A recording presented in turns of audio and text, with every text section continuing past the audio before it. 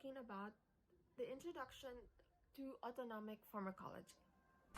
So we will be discussing about the introduction to autonomic pharmacology. So first, we have to recap about the autonomic nervous system. So the nervous system is divided into two anatomical divisions. The central nervous system, which is composed of the brain and the spinal cord, and the peripheral nervous system, which includes neurons located outside the brain and the spinal cord. That is, any nerves that enter or leave the CNS or the central nervous system. So this is the table. As you can see right here, we have already discussed it in the previous lessons. So the autonomic nervous system, so the peripheral nervous system has two divisions, efferent division and afferent division. So the efferent division is the neurons of which carry signals away from the brain and the spinal cord to the peripheral tissues. The afferent division is the neurons which bring information from the periphery to the central nervous system. So like this, it's an example. So for synthesis and storage, acetylcholine is synthesized in the nerve terminal by the enzyme choline acetyltransferase. So, and choline, which is transported across the cell membrane. So, acetylcholine is actively transported into its vesicles for storage by the vesicle-associated transporter, or VAT. This process can be inhibited by another research drug, Vesamicol. So for the release of acetylcholine, so the release of transmitter stores from vesicles in the nerve ending requires the entry of calcium through calcium channels and triggering of an interaction between snare proteins. So termination of action of acetylcholine. So the action of acetylcholine in the synapse is normally terminated by metabolism to acetate and choline by the enzyme acetylcholinesterase in the synaptic cleft.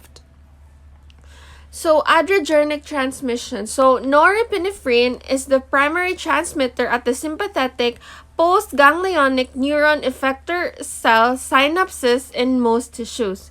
So dopamine may be a vasodilator transmitter in renal blood vessels, but norepinephrine is a vasoconstrictor of these vessels.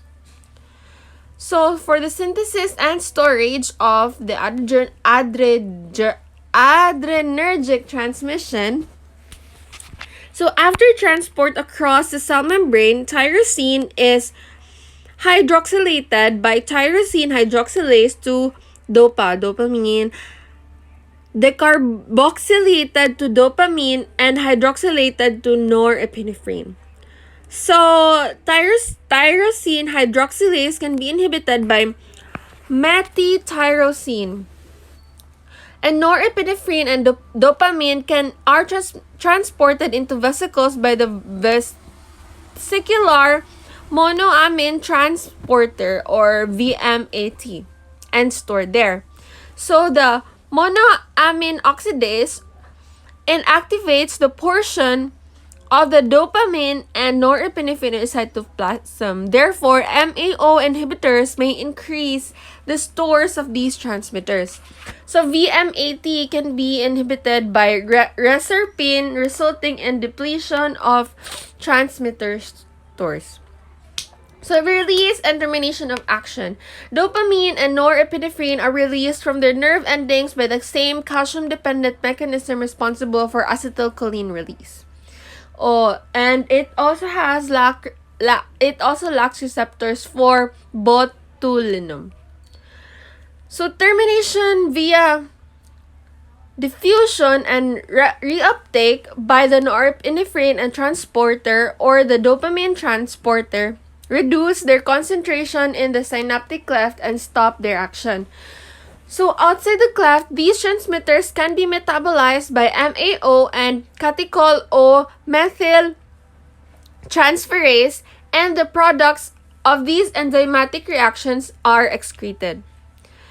So drug effects on adrenergic transmission. So drugs that block norepinephrine synthesis or catecholamine storage or release were used in treatment of several diseases because they block sympathetic but not parasympathetic functions.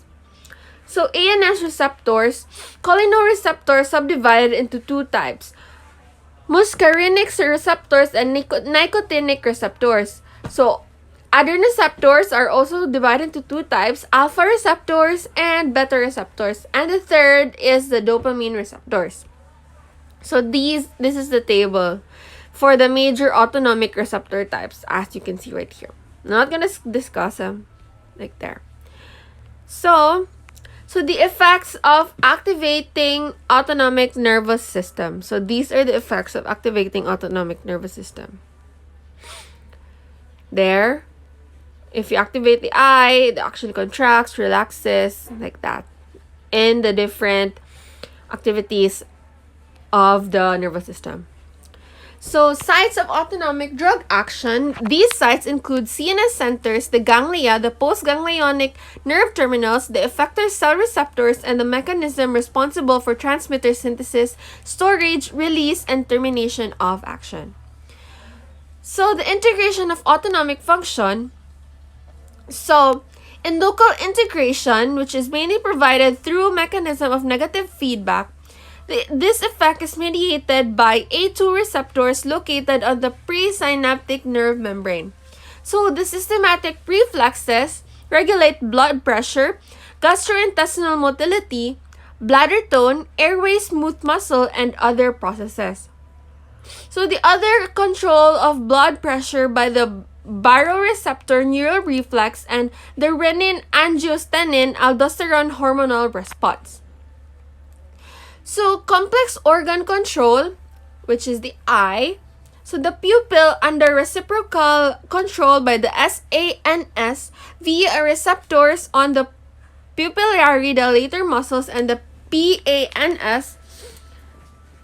The ciliary muscle, which controls accommodation, is under primary control of muscarinic receptors innervated by the PANS with insignificant contributions to the SANS, which is the so this is the steps in autonomic transmission effects of drugs here. So